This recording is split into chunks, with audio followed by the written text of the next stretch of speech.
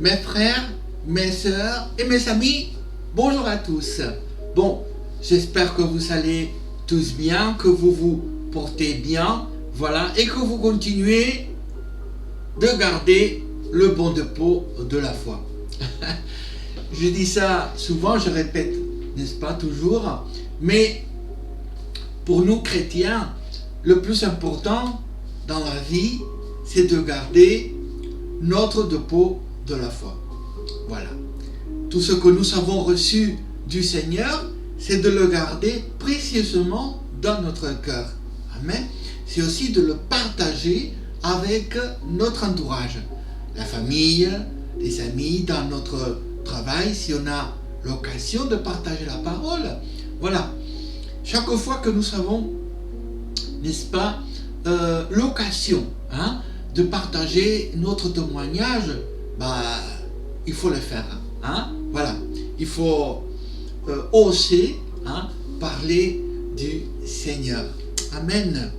Que toute la gloire, l'honneur et la puissance soient pour notre Seigneur et Sauveur Jésus-Christ.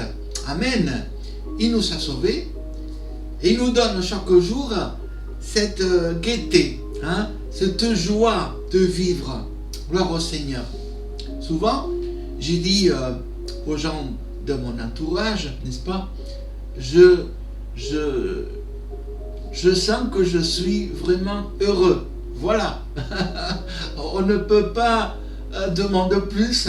Voilà. Quand on a le Seigneur dans notre cœur, quand on vit la vie chrétienne, on ne peut pas demander plus puisqu'on a tout. Avec le Seigneur, on a tout. On est complètement comblé.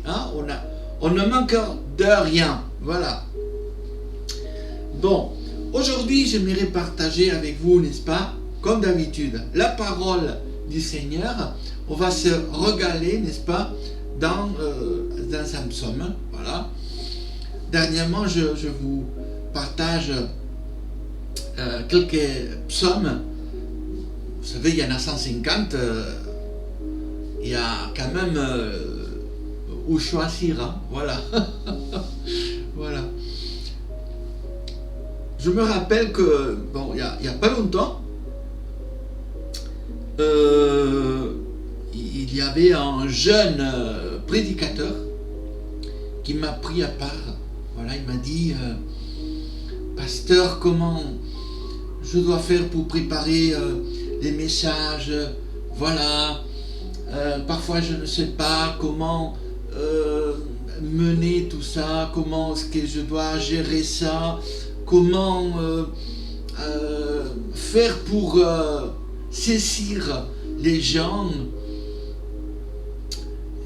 Parfois j'ai l'impression que je manque voilà, la bonne pensée, je ne sais pas si je... Voilà, comment voilà. Une question parfois un peu délicate, n'est-ce pas? Parce que ça dépend, chacun a une façon différente de s'en prendre, n'est-ce pas, à l'enseignement de la parole du Seigneur. Chacun a son caractère, sa façon de faire, etc. Mais je lui ai donné quand même quelques conseils. Voilà. Je lui ai dit tout d'abord que les messages, c'est vrai, ça se prépare. Ça se prépare à l'avance. On ne peut pas, on ne doit en aucun cas arriver, n'est-ce pas, sans préparation. Voilà. On n'arrive pas les mains vides. Voilà, il faut quand même avoir un bon morceau de pain à partager, n'est-ce pas? Voilà. Et, si vous regardez derrière moi, il y a plein de cahiers, il y a plein de livres. Voilà. J'utilise aussi mon ordinateur pour en prendre des notes, etc. Mais je préfère quand même, c'est une habitude depuis longtemps, c'est de préparer mes messages aussi à la main, comme voilà, à l'ancienne, comme on dit. Voilà. Je l'ai dit, il faut que tu écrives dans un cahier une pensée, quelques versets. Voilà, il faut que tu réfléchisses à la parole du Seigneur. Mais n'oublie pas que même avec tout ça, il faut quand même quelque chose de plus. Alors, toi, tu dois te préparer, que ce soit dans la prière, que ce soit dans l'étude de la parole du Seigneur, en prenant tes notes, tout ça, mais quand tu arrives à l'estrade, n'oublie pas que celui qui va parler, c'est plus toi, c'est le Seigneur, n'est-ce pas? Alors, essaye d'ouvrir bien lui. Hein? Lui. Vous savez, en musique, quand on parle dans l'argot de la musique, on dit que tout le monde a des oreilles, n'est-ce pas? Mais avoir lui, c'est autre chose. Encore avoir un bon lui, voilà, c'est encore autre chose. Voilà. Donc, je lui ai dit qu'une fois qu'on est à l'estrade, il faut ouvrir l'essence spirituelle. Voilà. Savoir écouter ce que le Seigneur te dit. Voilà. Je lui ai dit aussi que tu ne vas pas manquer des versets. Tu as toute la Bible pour prêcher. Voilà. Alors tu n'as pas à t'inquiéter. Tu as plein de versets, tu peux faire plein de prédications. Voilà. N'importe où, tu ouvres la parole du Seigneur, ça va parler. N'importe où tu peux ouvrir la parole du Seigneur, n'importe où. Le Seigneur va parler. C'est sa parole, la voix Seigneur. Mais le plus important, c'est de savoir entendre la voix de l'Éternel. Amen. Nous devons, je dis ça, pourquoi? Parce que nous devons être bien disposés à entendre la voix du Seigneur. Amen. Je vous ai donné ce témoignage de ce prédicateur. Mais aujourd'hui, je me dirige aussi à vous tous. Quand vous écoutez la parole du Seigneur, quand quelqu'un parle, n'est-ce pas, quand quelqu'un prêche sur la parole du Seigneur, même quand vous écoutez un chant, un cantique, il faut être prêt et disposé, n'est-ce pas, à entendre la voix du Seigneur. On dit souvent, Seigneur, parle-moi. Mais est-ce que l'on est vraiment disposé à entendre la voix du Seigneur? Demander, c'est une chose, mais savoir écouter, c'est autre chose. Il y en a plein de gens, plein de chrétiens, qui demandent: ah Seigneur, parle-moi. Oui, le Seigneur parle, mais toi tu ne veux pas écouter. C'est ça le problème. Voilà, c'est ça le problème. Ok? Bon, je vous ai fait aujourd'hui une longue introduction, n'est-ce pas? Mais on va quand même partager la parole du Seigneur, c'est le plus important. Dans le psaume 11, on va partager juste 2 versets ou un verset, c'est tout. Parce que on n'a pas vraiment besoin de faire des longues lectures, mais d'avoir cette bonne disposition pour entendre la voix du Seigneur. Psaume 11, on va lire tout d'abord une partie du verset 1er, puis une partie aussi, partie du verset 4. Voilà. Alors, le premier verset nous dit: c'est en l'Éternel que je cherche un refuge. C'est en l'Éternel que je cherche un refuge. Voilà tout. Une parole simple, mais c'est une parole puissante qui nous est donnée aujourd'hui par la grâce du Seigneur. c'est de savoir trouver un refuge dans le Seigneur. Vous savez que nous vivons aujourd'hui des temps qui sont vraiment difficiles. On n'est pas ici en Occident persécutés comme d'autres frères sont persécutés dans l'Orient. Mais ici même en Occident, c'est des temps difficiles. La persécution se passe autrement. Avec la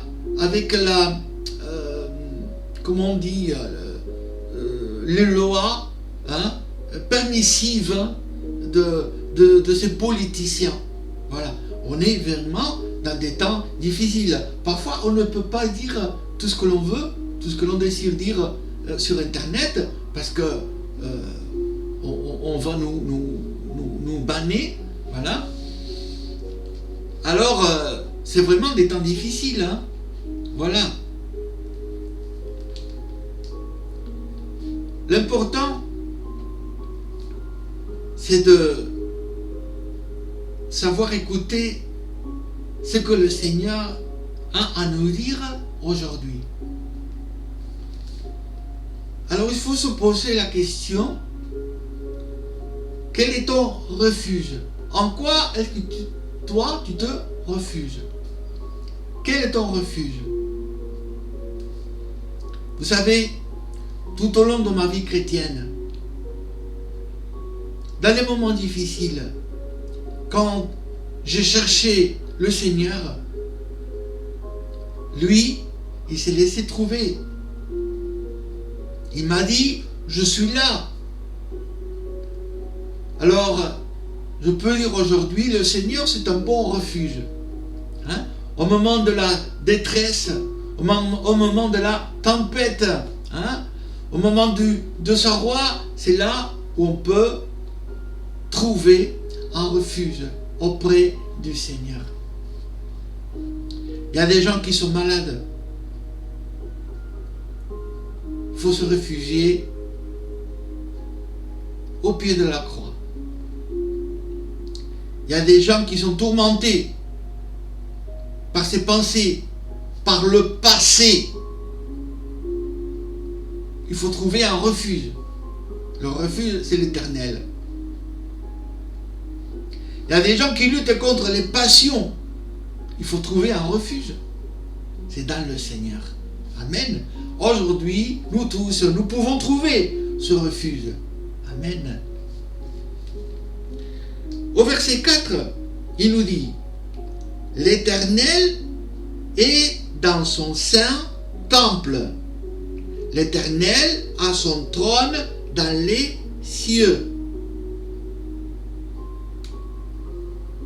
Ça c'est formidable. On ne va pas aller plus loin, ce n'est pas la peine. L'Éternel est dans son temple. Et il a son trône dans le ciel. Il trône, c'est-à-dire il est assis dans son trône. Il règne, ça veut dire il règne dans la maison du Seigneur. Il règne. Dans les cieux, il a son temple.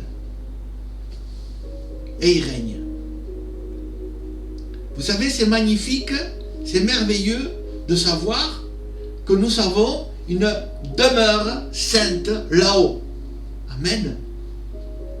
On va faire évidemment un parcours dans cette terre, n'est-ce pas?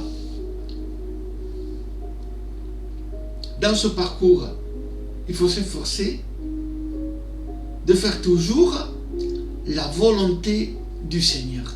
C'est tout. Il n'y a pas longtemps, j'ai aidé quelqu'un, un homme âgé, n'est-ce pas? Voilà, puis cet homme disait si les gens me remerciaient, tout ça, je dis, bah, écoutez,